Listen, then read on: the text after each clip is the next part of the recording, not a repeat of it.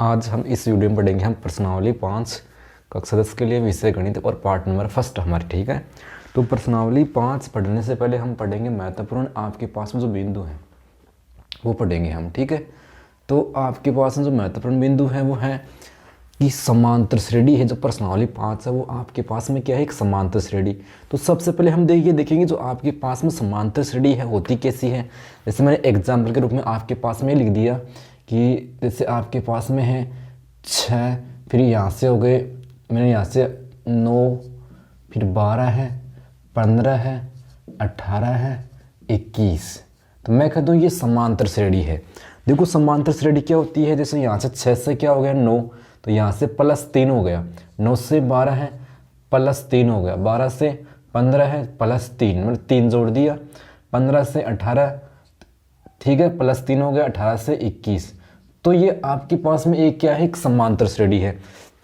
समांतर श्रेणी में होता है क्या है, या तो एक समान संख्या जुड़ेगी या एक समान संख्या आप घटाएंगे यहाँ से, वो एक आपके पास में क्या होती है, समांतर श्रेणी। एक और देखो, तो ये आपके पास में क्या है, एक समांतर श्रेणी है। मैं कह दूँ या 100 हो गया, 100 से आपके पास में 95, 95 से 80 और 80 से 95 से आपके पास में क्या हो गया 90, 90 से आपके पास में 85, 85 से 80 हो गया।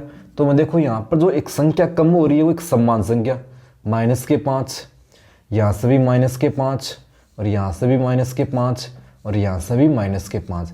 हर बार जो संख्या घट रही है वो क्या घट रही है, 5 5 के गुणज में घट रही है, ठीक है, 5 का, ठीक है। तो यहाँ पर संख्या एक समान संख्या का जुड़ना और एक समान संख्या का यहाँ घटना, दोनों में से एक प्रतिक्रिया जरूर होगी, वो तो आपके पास में क्या होगी, एक समान।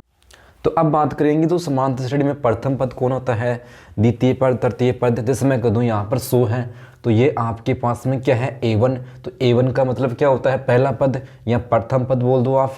ये आपके पास में क्या है, A2, जिसको आप क्या बोलेंगे, द्वितीय पद या दूसरा पद। और ये कौन सा पद हो गया आपके पास में, A3 मानी तीसरा पद। A4 हो गया आपके पास में चौथा पद।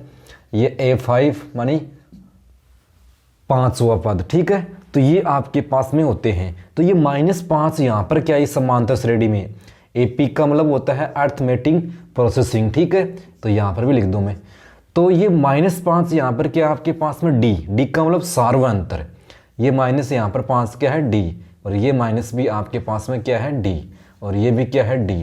तो जो D है वो क्या होना चाहिए आपके पास में, एक बराबर होना चाहिए। जैसे यहाँ पर D क्या है, +3, ये बराबर होना चाहिए, ठीक है। ये आपके पास में जो सार्वअंतर है वो बिल्कुल बराबर होना चाहिए, ठीक है।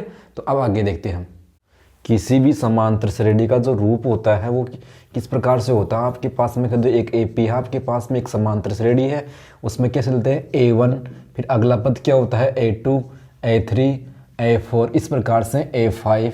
ये समांतर श्रेणी का एक क्रम चलता है, ठीक है। तो यहाँ से A1 का मतलब क्या होता है, आपके पास में प्रथम पद होता है, ठीक है। और ये A2 का मतलब यहाँ पर क्या होता है, द्वितीय पद होता है आपके पास में, जिसे आप क्या बोल सकते हैं, दूसरा पद। इस प्रकार से ये क्रम आपके पास में चलता रहता है। एक आपको निकालना पड़ता है सार्वअंतर। तो सार्वअंतर का मतलब क्या होता है, D का मतलब क्या होता है आपके पास में, सार्वअंतर होता है, ठीक है। निकालते कैसे हैं, D बराबर क्या होता है, A2 - A1। इससे सार्वअंतर निकाल सकते हैं। अगला सार्वअंतर की यदि आपसे पूछ ले कि समांतर श्रेणी है या नहीं है, तो आपको कम से कम 2 सार्वअंतर निकालने हैं, 2 या 3, ठीक है। तो अगला सार्वअंतर क्या हो जाएगा, D बराबर A3 - A2। पहला सार्वअंतर के लिए दूसरे में से पहला पद घटाएंगे, अगले सार्वअंतर के लिए तीसरे में से दूसरा पद घटाएंगे आप, ठीक है। अगला सार्वअंतर A4 - A3। इस प्रकार से हम सार्वअंतर निकालते हैं। D का मतलब क्या होता है, सार्वअंतर। कई बार ऐसा आएगा N का मतलब, जैसे यहाँ 25वां पद, 20वां पद, तो यहाँ पर N का मतलब होता है पदों की संख्या।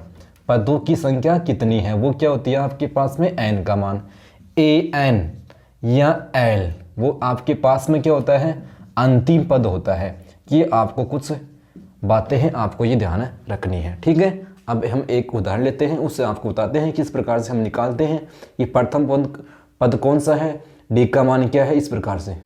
जैसे आपके पास में एक समांतर श्रेणी है, तो इसमें आपके पास में जो समांतर श्रेणी है उसमें प्रथम पद A A1 जो आपके पास में है वो क्या है 4, और A2 का जो मान है वो आपके पास में क्या है 7, A3 यहाँ पर जो है वो क्या है आपके पास में 10, A4 आपके पास में कितना है 13 है, और A5 है जो आपके पास में कितना है 16 है।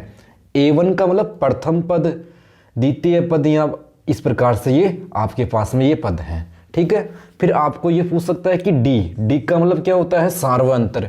तो कितना है सार्वअंतर यहाँ पर, तो A2 माइनस A1, और A2 का जो मान है वो क्या है 7 माइनस 4, तो यहाँ से सार्वअंतर क्या आ गया 3।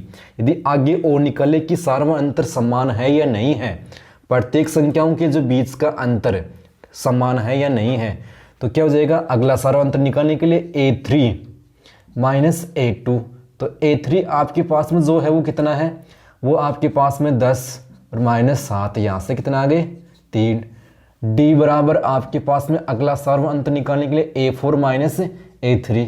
तो इस प्रकार से आप सार्वअंतर निकाल सकते हैं। तो यहाँ से क्या हो जाएगा 13 माइनस 10, तो डी का मान आपके पास में क्या आ जाएगा 3 आ जाएगा।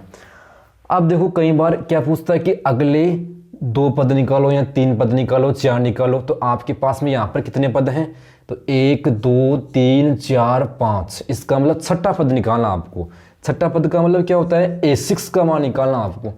तो A6 कैसे निकालेंगे हम, तो आपके पास में सूत्र क्या होगा, सूत्र कैसे बनाएंगे, देखो छठा पद निकालना आपको, तो कैसे बनाएंगे आप, यहाँ पर लिखेंगे A1, 6 में से आपने 1 ले लिया, इसका मतलब कितने कम पड़ रहे हैं आपके पास में 5, और यहाँ पर क्या लगाएंगे आप D, 5D।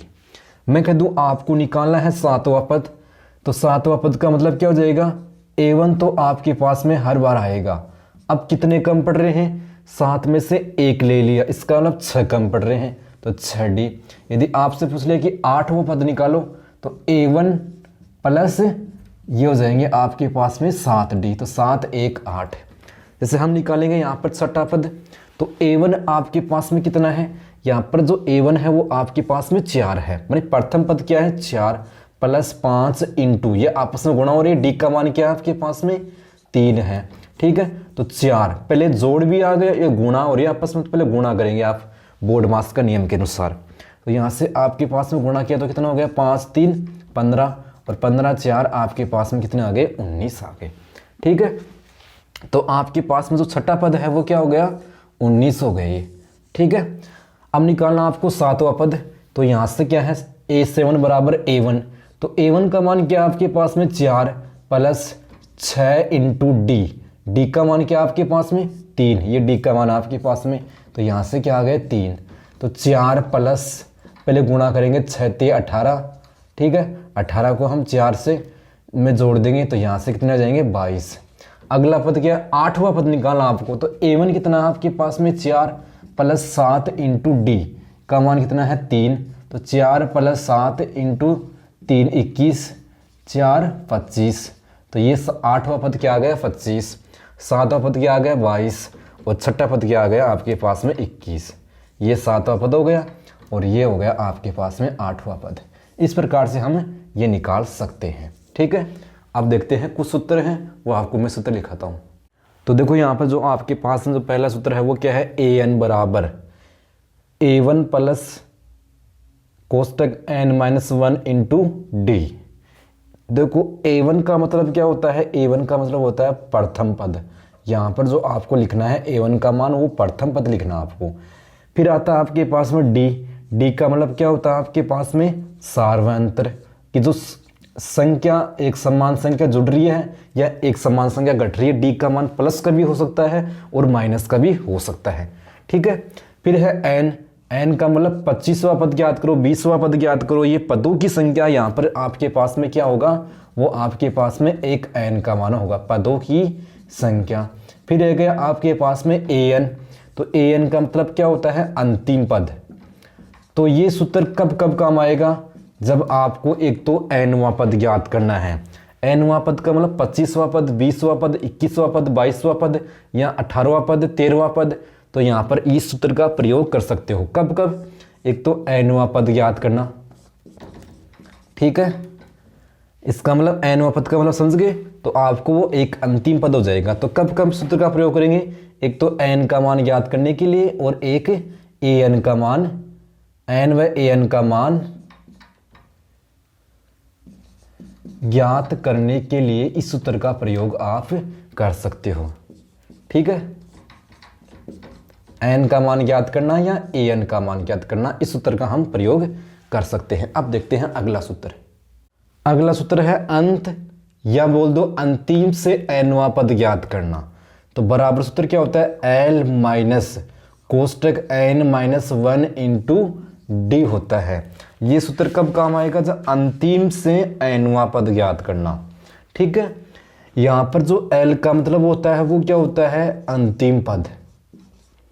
एल का मतलब है अंतिम पद, और इस एन का मतलब क्या होता है, पदों की संख्या।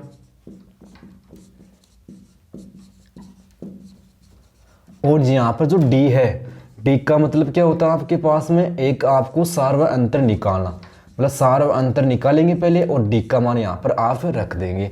तो ये सूत्र आपके अंत या अंतिम से एनवां पद ज्ञात करना। ठीक है, तो आज इस वीडियो में आपने क्या सीखा कि समांतर श्रेणी क्या होती है आपके पास में, उसमें ए कौन होता है, A1 A2 A3, डी का मान कैसे निकालते हैं, मतलब सार व अंतर कैसे निकालते हैं, समांतर श्रेणी है या नहीं है, उसकी जांच करने के लिए हमें क्या करना है, कम से कम 3 या 2 सार व अंतर निकालने हैं, सार व अंतर बराबर होने चाहिए। ठीक है, और सूत्र आपने जो मैंने बताए हैं सूत्र हम किस प्रकार से लिखते हैं। ठीक है, ये आपको सूत्र 2 सूत्र हैं इसमें, ये ध्यान रखना आपको। और आगे का जो प्रश्न है या प्रश्नावली 5.1 है वो अगले वीडियो में देखते हैं। धन्यवाद।